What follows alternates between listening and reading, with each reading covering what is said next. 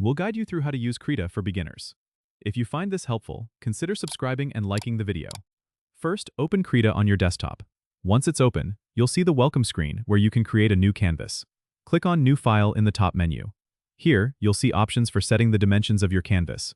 You can choose from presets or enter custom dimensions. Once you've set your canvas size, click Create to open your workspace.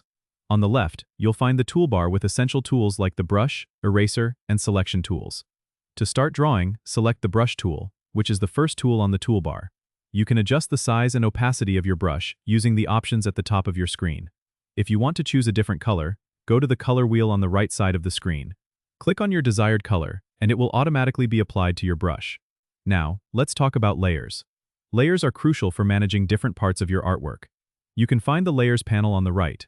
To add a new layer, click the pluses icon at the bottom of the Layers panel. This allows you to draw on separate layers without affecting your existing work.